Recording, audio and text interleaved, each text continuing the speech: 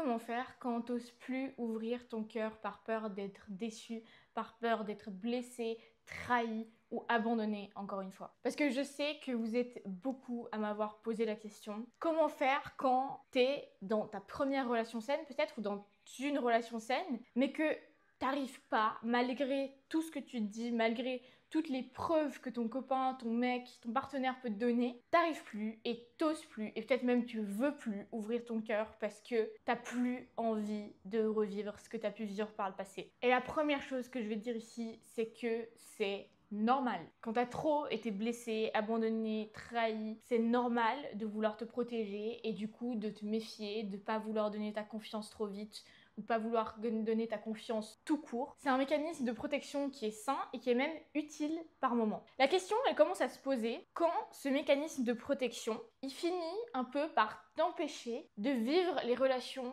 que tu désires. C'est-à-dire, t'arrives dans une relation, c'est une nouvelle relation, tu vois que le mec en face de toi, il est hyper attentionné, il est là pour toi, il te respecte, il t'aime, il te prouve, il te montre qu'il a envie d'être en relation avec toi, il a une certaine maturité émotionnelle, il n'est pas là à essayer de te manipuler, il n'y a pas tout le temps des montagnes russes émotionnelles où un jour il est là, l'autre jour il disparaît, etc. Bref, t'es dans une relation saine et peut-être même ta première relation saine. Sauf que c'est pas aussi facile que ça. On pense que, ah bah voilà, du moment que tu auras une relation saine, tout ira bien. Peut-être même que tu as prié pendant des mois et des mois pour enfin rencontrer quelqu'un de sain et pouvoir construire et co-créer une relation saine. Sauf que te voilà, t'oses pas ouvrir ton cœur en fait. Ça fait hyper peur et t'as peut-être même pas envie. Le problème, c'est que sans ouvrir ton cœur, ça va être compliqué de créer, de co-créer une relation qui soit belle, qui soit saine, qui tienne sur le long terme, où tu te sens soutenue, entendue, comprise, profondément aimée, chérie, bref, tout ce qu'on a envie dans une relation, quoi. Parce que, à l'inverse, toi aussi, t'as envie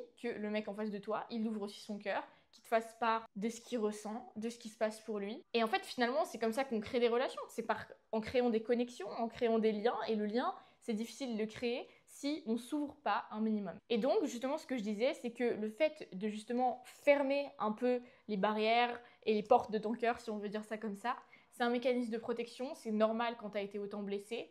Et parfois même c'est utile quand tu as des personnes en face de toi qui clairement essayent de profiter, essayent de te manipuler, etc. Et par contre, ça devient justement un peu plus piège quand tu as une relation saine en face de toi et que tu as envie d'être dans cette relation, tu as envie de pouvoir profiter de cette relation et de vivre une relation qui soit belle et qui soit saine. Sauf que tu l'as remarqué, du coup, c'est pas aussi facile que ça. Heureusement, aujourd'hui, je vais te donner 3 clés principales qui vont te permettre déjà de désamorcer un peu ces murs et ces fils barbelés finalement que tu as mis autour de ton cœur pour que tu puisses construire une relation qui soit saine. Parce que là, t'es au croisement entre deux chemins différents.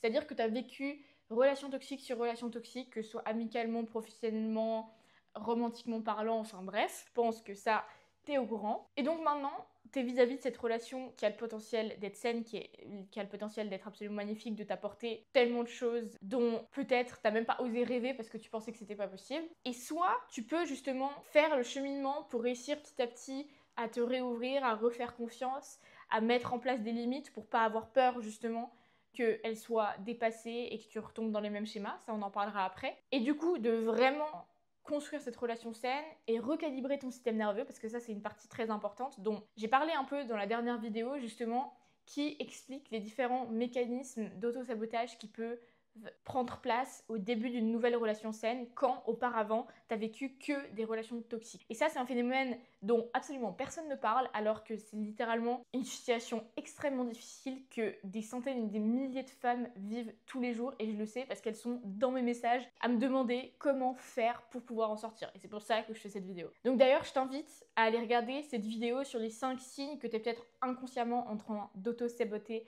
ta relation. Parce que mettre en lumière la problématique, c'est souvent déjà faire le 50% du travail nécessaire. Et du coup, comme je disais, tu as un deuxième chemin, c'est simplement que tu restes dans ces mêmes mécanismes et que du coup, tu finisses par auto-saboter cette relation saine et que tu retournes dans des schémas toxiques encore et encore et encore jusqu'au jour que tu prennes le deuxième chemin où tu te dises « Ok, non, mais là, c'est bon, j'en ai ma claque et j'essaye vraiment de faire ce travail-là et de co-créer, parce qu'évidemment, c'est pas que ta responsabilité, c'est aussi la sienne, de co-créer une relation qui soit saine et qui soit belle et qui me comble vraiment.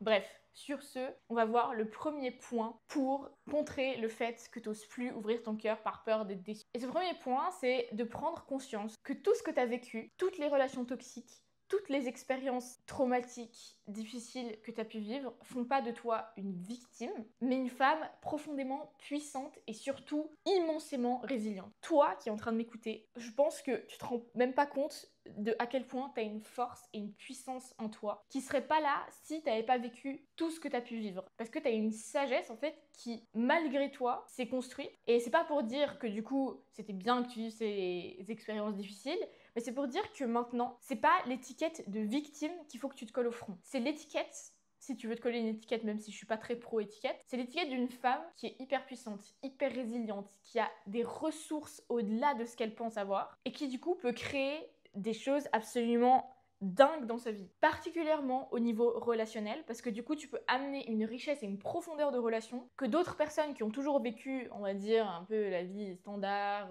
tout va bien, enfin, quoique c'est peut-être le cas de personne finalement.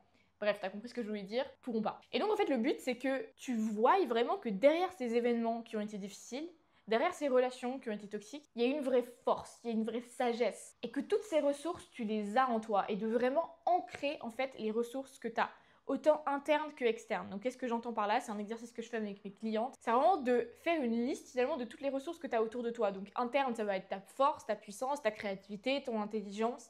Enfin bref, des ressources un peu intangibles si tu veux. Et les ressources externes, ça peut être, je sais pas, la danse si tu fais de la danse, un ami ou ta meilleure amie. Ça peut être un endroit dans lequel tu te sens hyper bien, un paysage, une peinture, un livre, une musique, bref, peu importe, une activité que tu fais.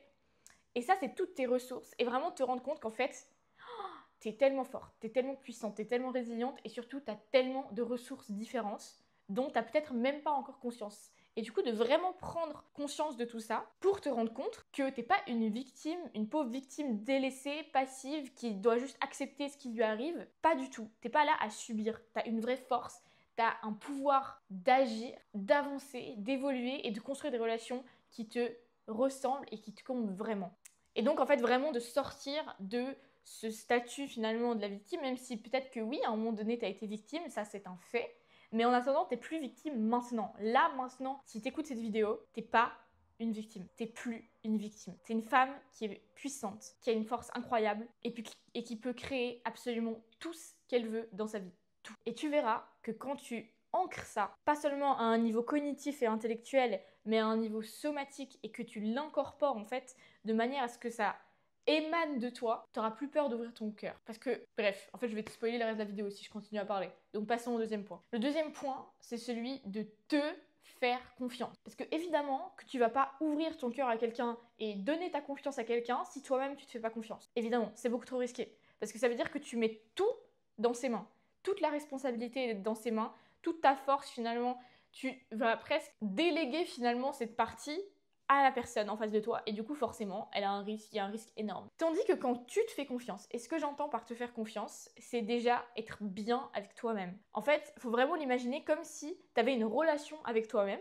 En fait, tu as une relation avec toi-même et que tu essayes vraiment de nourrir cette relation comme tu nourrirais la relation de tes rêves. C'est-à-dire que tu te fais à toi 100% confiance comme tu aimerais pouvoir faire confiance au mec en face de toi. Ça veut dire vraiment de commencer à apprécier ta propre présence, à te connaître les différentes parties de toi, autant ton yang que ton yin, ça veut dire ton côté masculin, ton côté féminin, parce qu'on a tous ces parts en nous, et de vraiment commencer à les explorer, à guérir ton rapport au masculin, au féminin. D'ailleurs ça j'en parlerai dans une autre vidéo parce que c'est absolument fondamental. De te reconnecter à certaines parties que tu as mis de côté. Et d'ailleurs sur ce sujet, je suis en train de co-organiser une retraite sur le fait de se reconnecter à soi, à ces parties justement qu'on a peut-être mis de côté. C'est surtout souvent la partie un peu plus féminine, un peu plus douce, très créative, très intuitive, parce qu'on a dû mettre justement ce mur de protection autour de nous dans nos anciennes relations pour pas se faire blesser. Du coup, on s'est complètement déconnecté de cette partie-là.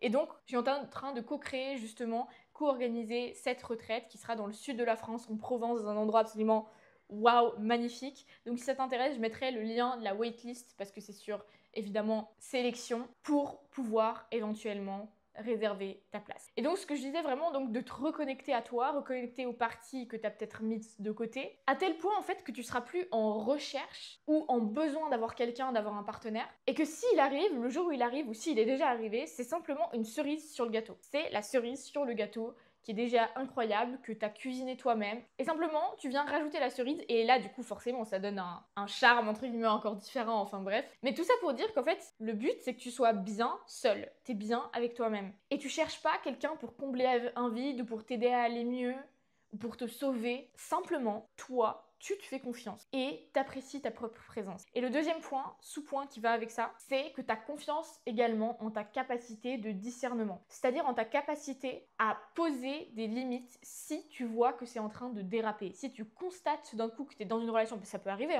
que tu es dans une relation et que tout d'un coup, il y a quelque chose qui commence vraiment à tendre vers le toxique ou vers l'irrespect, ou vers simplement ça dépasse tes limites, tu dois pouvoir te faire confiance sur le fait de poser ta limite et de dire non et de partir si c'est nécessaire. Parce que c'est clair et net que si tu n'as pas confiance en toi-même assez pour te dire que si jamais ça dérapait, tu saurais dire non, tu saurais partir et tu saurais quoi faire, et bien évidemment que tu vas pas rouvrir ton cœur.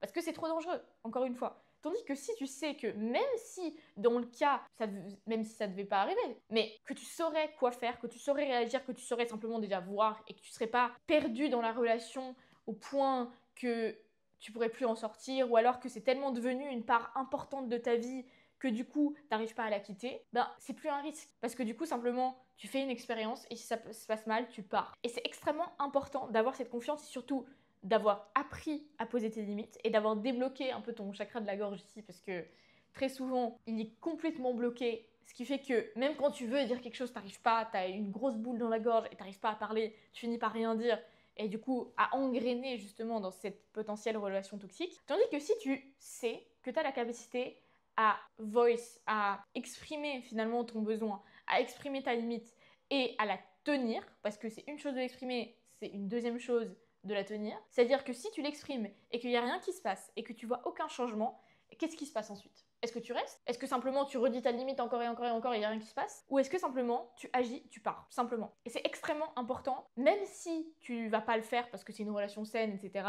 et blablabla, mais que si jamais ça devait être le cas, tu saurais le faire. Et ça va énormément t'aider dans ta capacité à te rouvrir et à te dire, ok, je peux refaire confiance, et si ça se passe mal, je partirai. Voilà.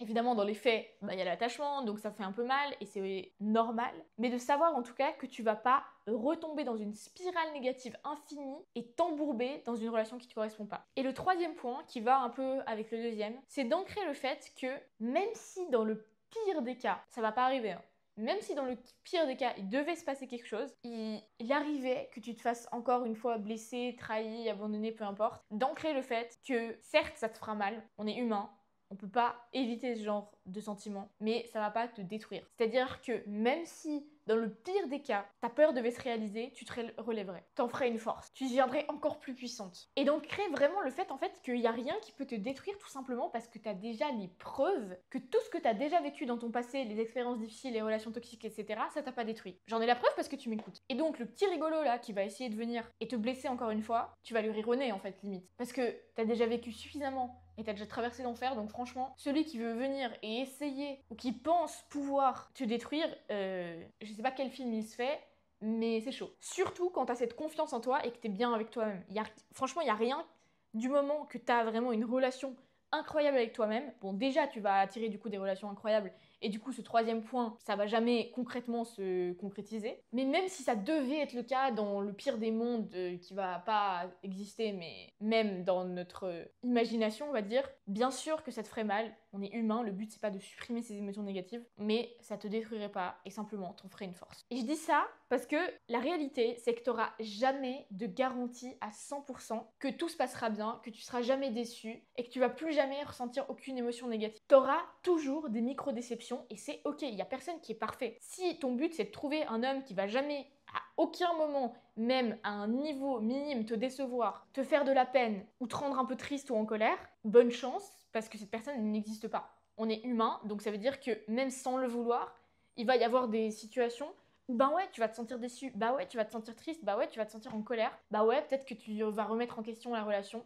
Mais le but, c'est qu'en fait, tu saches que tu as la capacité, et tu as plus que la capacité, en fait, de surmonter ça et de l'utiliser pour faire grandir la relation. Que ce soit la relation avec la personne en face de toi ou ta relation avec toi-même. Et du moment que tu ancres ce fait-là, je te garantis, tu n'auras plus peur d'ouvrir ton cœur. Parce que tu sauras que dans tous les cas, ça va bien se passer. Dans tous les cas, tu vas en tirer un truc positif. Soit la relation elle est incroyable, soit tu auras appris, tu auras peut-être recalibré une partie de ton système nerveux à quelque chose de plus sain. Et surtout, tu sais comment faire dans le cas où justement tu te sens déçu, tu te sens un peu blessé. Parce que c'est pas des choses que tu peux éviter. Dans n'importe quelle relation, même la plus saine, même moi encore parfois je me sens déçue, je me sens un peu blessée parce que j'ai mal interprété quelque chose ou parce que il a été un peu maladroit sur quelque chose. Et ça veut pas dire que la relation est toxique et du coup je dois la quitter et que voilà, ça fait juste partie de la vie et même hors de ma relation ça se passe. Même dans ta vie de tous les jours, tu peux être déçu, tu peux être frustré, tu peux être énervé, tu peux être triste. C'est normal. Et c'est pas des émotions à supprimer, ça sert à rien de chercher la relation parfaite, elle n'existe pas. Et du coup, quand tu arrives vraiment à ancrer le fait que même si ça se passe, c'est ok, que tu vas survivre et que tu vas en faire une force et que même c'est pas un big deal, il y a tout qui va se simplifier. Parce que du coup, il n'y a plus autant d'enjeux finalement. Parce que tu sais que tu es bien avec toi-même. Ta relation à toi-même, elle est incroyable. Donc, bah oui, si cette relation, elle fonctionne pas, bah tu seras triste. Bah oui, tu seras un peu déçu. Peut-être que oui, tu vas te sentir un peu abandonné. Et alors, tu vas en faire une force. Et c'est pas ça qui va te détruire, sincèrement. Parce que tu as déjà vécu suffisamment pour que tu puisses avancer. Et tu as, comme je t'ai dit, énormément de ressources pour pouvoir continuer encore et encore. Et d'ailleurs, ça me fait penser à une phrase que mon professeur a dit dans ma formation de Somatic Experiencing. C'est le fait que le traumatisme, ça fait partie de la vie, mais c'est pas une condamnation à vie. Et je sais pas comment je pourrais mieux résumer en fait même tout le point de cette vidéo. C'est ça, c'est que tu peux pas éviter finalement que à 100% et avoir une garantie que tu vas plus jamais souffrir, plus jamais être déçu, plus jamais être trahi. Ça n'existe pas. Je suis désolée de te l'apprendre. Par contre, ce que tu peux ancrer et ce que tu peux vraiment utiliser pour te rassurer, c'est que même si ça devait arriver, ce ne serait pas une condamnation à vie. C'est pour ça que je te dis, t'es pas une victime. T'es pas condamnée à être passive, à devoir subir toute ta vie. Pas du tout. Tu as du pouvoir, tu as une puissance, tu as une résilience, tu as plein de ressources. Bref, je pourrais continuer pendant des heures, mais je pense que tu as compris le point. Et si tu as écouté jusqu'ici, je te remercie. Et si ça t'a plu, si ça t'a parlé, si ça t'a peut-être un peu secoué, ce qui est normal, tu peux mettre un petit like, un petit commentaire et surtout t'abonner pour pas rater les prochaines. Et surtout, tu peux venir m'écrire sur Instagram pour m'expliquer ta situation personnelle si tu as envie de pouvoir vraiment dépasser une bonne fois pour toutes cet auto-sabotage et le fait de vraiment pas réussir à faire confiance, ce qui est normal encore une fois, mais ce qui potentiellement t'empêche de vivre les relations que tu désires. Et comme ça, je pourrais te dire exactement comment faire. En attendant, je te fais plein de bisous et je te dis à tout bientôt. Et PS, oublie pas la waitlist pour la retraite dans la description. C'est la chose qui va te permettre de faire cette première étape dont je t'ai parlé. Donc ça veut dire reprendre confiance en toi et te reconnecter à toutes tes parties pour te sentir complète, entière et avoir une relation à toi-même qui est absolument dingue. Et surtout de construire aussi un cercle avec d'autres femmes qui te comprennent, où tu te sens comprise, où tu te sens pas jugée. Et c'est ça le but, c'est de te reconnecter à ces parties-là, à cette partie peut-être plus féminine aussi, et avoir tellement confiance en toi, à tellement te connaître, à tellement aimer ta propre présence et avoir tellement une base qui est forte, un soutien aussi, un système de soutien d'autres femmes qui peuvent te soutenir, que tu n'as plus peur d'ouvrir ton cœur. Parce que tu sais que peu importe ce qui se passe, tu vas retomber sur tes pattes. Et surtout, tu vas retomber sur tes pattes, pas avec une jambe cassée, mais tellement plus forte, tellement plus puissante, tellement plus rayonnante, tellement plus confiante, parce que tu es juste incroyable et tu mérites des relations incroyables. Donc, oublie pas la waitlist. Je te dis à tout bientôt et j'espère que je te verrai à la retraite si tu es sélectionné. Je te fais plein de bisous et à la prochaine.